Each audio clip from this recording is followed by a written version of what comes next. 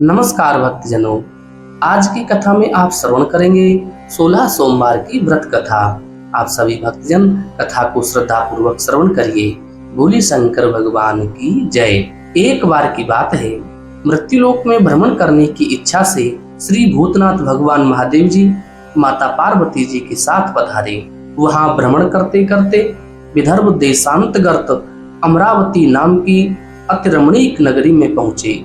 अमरवती नगरी अमरापुरी के सदृश सब प्रकार के सुखों से परिपूर्ण थी। उसमें वहां के महाराज का बनाया हुआ अति रमणीक शिवजी का मंदिर बना था। उसमें भगवान शंकर भगवती पार्वती के साथ निवास करने लगे। एक समय माता पार्वती ने प्राणपति को प्रसन्न देख के मनोविनोद करने की इच्छा से बोली, हे महाराज, आज तो हम तुम दोनों चौसर खेलेंगे। शिवजी ने प्राण प्रिया की बात को मान लिया और चौसर खेलने लगे। उस समय इस स्थान पर मंदिर का पुजारी ब्राह्मण मंदिर में पूजा करने को आया। माता पार्वती ने ब्राह्मण से प्रश्न किया कि पुजारी जी, बताओ इस बाजी में दोनों में किसकी जीत होगी। ब्राह्मण बिना विचारे ही शीघ्र बोल उठा कि महादेव जी की जीत होगी। थोड़ी देर में बाजी समाप्त हो गई और पार्वती जी की विजय हुई। अब तो पार्वती जी ब्राह्मण को झूठ बोलने के अपराध के कारण श्राप देने को उद्यत हुई। तब महादेव जी ने पार्वती को बहुत समझाया, परंतु उन्होंने ब्राह्मण को कोढ़ी होने का श्राप दे दिया। कुछ समय बाद पार्वती जी के श्रापवश पुजारी के शरीर में कोढ़ पैदा हो गया। इस कारण पुजारी अनेक प्रकार से दुखी रहने लगा। इस तरह के कष्ट भोगते हुए जब बहुत दिन हो गए तो देवलोक की अप्सराएं शिवजी की पूजा करने उसी मंदिर में पधारी और पुजारी के कोढ़ के कष्ट को देख बड़े दया भाव से उससे रोगी होने का कारण पूछने लगी। पुजारी ने निसंकोच सब बातें उनसे कह दी। वे अप्सराएं बोली, हे पुजारी, अब तुम अधिक दुखी मत होना। भगवान शिवजी तुम्हारे कष्ट को दूर कर देंगे। तुम सब व्रतों में श्रेष्ठ 16 सोमवार का व्रत भक्ति भाव से किया करो। पुजारी जी अप्सराओं से हाथ जोड़कर विनम्र भाव से 16 सोमवार व्रत की विधि पूछने लगा।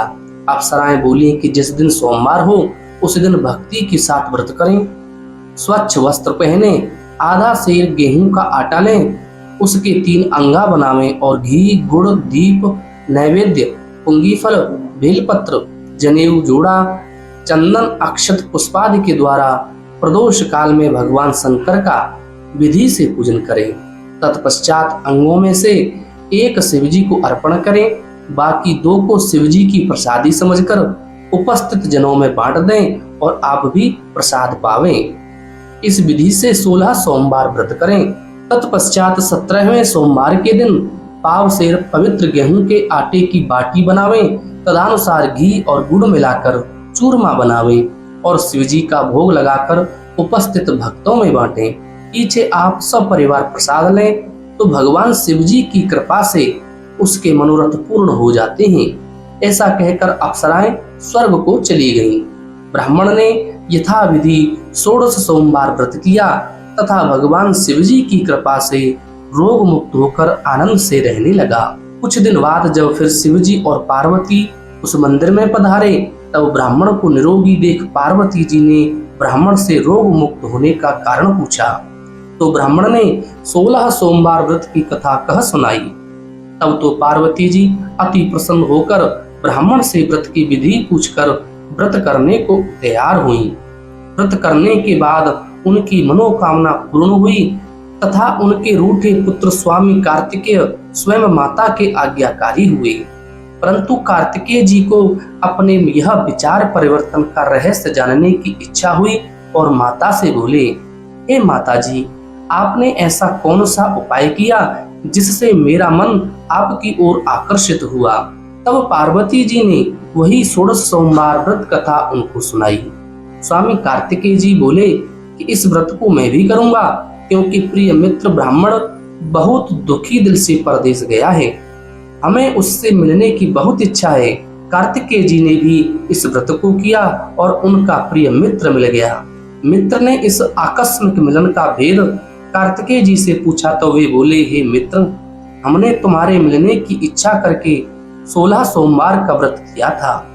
अब तो ब्राह्मण मित्र को भी अपने विवाह की बड़ी इच्छा हुई। कार्तिकेय जी से व्रत की विधि पूछी और यथाविधि व्रत किया। व्रत के प्रभाव से जब वह किसी कार्यवश विदेश गया तो वहां के राजा की लड़की का स्वयंवर था। राजा ने प्रण किया था कि जिस राजकुमारी के गले में सब प्रकार श्रृंगारित हथनी माला डालेगी, मैं उसी के साथ अपनी प्यारी पुत्री का विवाह कर दूंगा। शिव जी की कृपा से ब्राह्मण भी स्वयंवर देखने की इच्छा से राजसभा में एक ओर बैठ गया। नियत समय पर अथनी आई और उसने जयमाला उस ब्राह्मण के गले में डाल दी। राजा की प्रतिज्ञा के अनुसार बड़ी धूमधाम से कन्या का विवाह उस ब्राह्मण के साथ कर दिया गया। ब्राह्मण को बहुत सा धन और सम्मान देकर संतुष्ट किया। ब्राह्मण सुंदर राजकन्या पाकर सुख से जीवन व्यतीत करने लगा। एक दिन राजकन्या ने अपने पति से प्रश्न किया, हे प्राणनाथ, आपने ऐसा कौन सा भारी पुण्य किया जिसके प्रभाव से हथनी ने सब राजकुमारों को छोड़कर आपको वर्ण किया?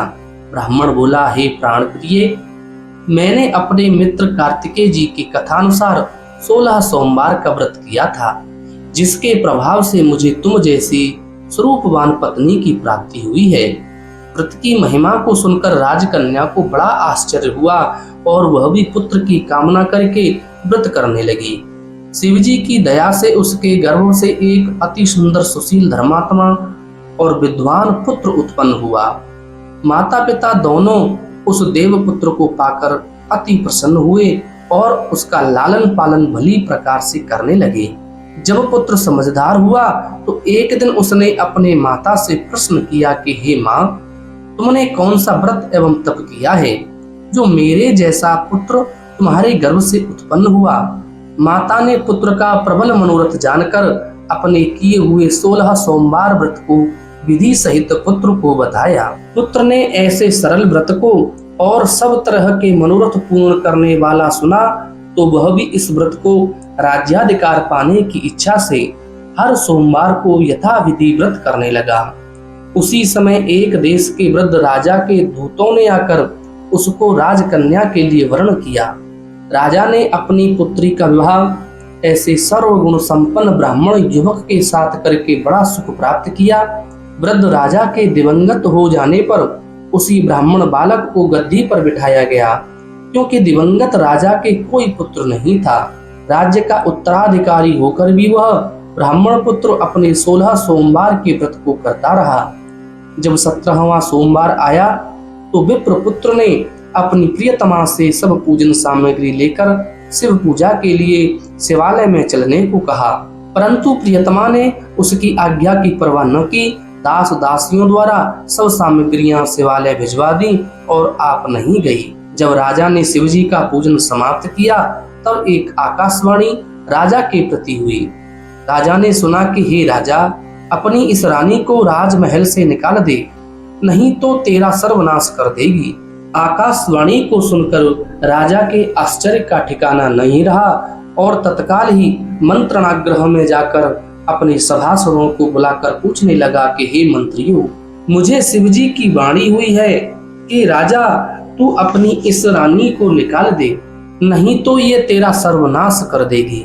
राजसभाएं, मंत्री आदि सब बड़े विस्मय और दुख में डूब गए, क्योंकि जिस कन्या के कारण राज मिला है उसी को निकालने का जाल रच रहा है। यह कैसे हो सकेगा? अंत में राजा ने उसे अपने यहाँ से निकाल दिया।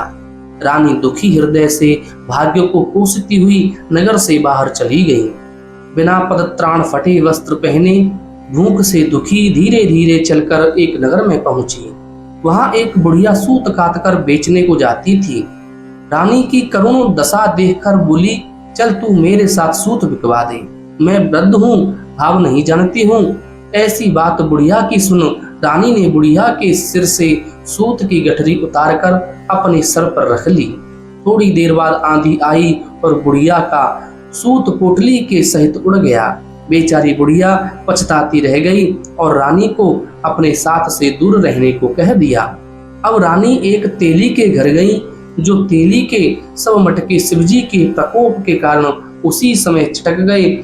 ऐसी दशा देख तेली ने रानी को अपने घर से निकाल दिया। इस प्रकार रानी अत्यंत दुख पाती हुई एक नदी के तट पर गईं तो नदी का समस्त जल सूख गया। तत्पश्चात रानी एक वन में गईं।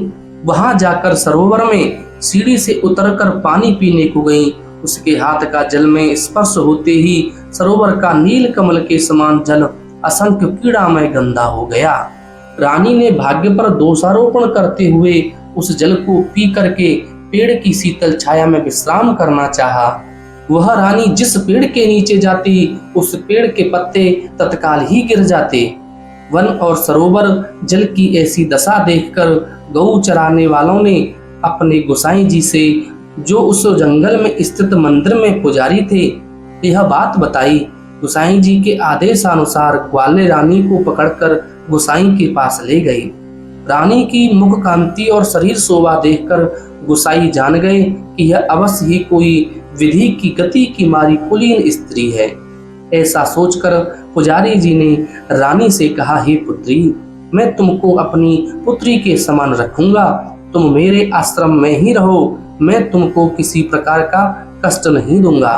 गोसाई के ऐसे वचन सुनकर रानी को धीरज हुआ और आश्रम में रहने लगी। परंतु आश्रम में रानी जो भोजन बनाती उसमें कीड़े पड़ जाते, जल भर के लाती उसमें कीड़े पड़ जाते। अब तो गोसाई जी भी दुखी हुए और रानी से बोले कि हे बेटी, तुम्हारे ऊपर कौन से देवता का कोप है जिससे तुम्हारी ऐसी दशा हुई है।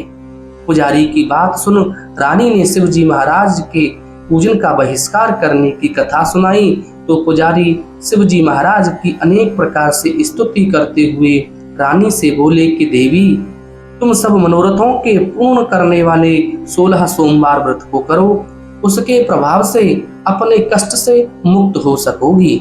गोसाई की बात सुनकर रानी ने 16 सोमवार व्रत को विधिवत संपन्न किया और 17वें सोमवार को पूजन के प्रभाव से राजा के हृदय में विचार उत्पन्न हुआ कि रानी को गए बहुत समय व्यतीत हो गया है, न जाने वह कहां कहां भटकती होगी, ढूंढना चाहिए।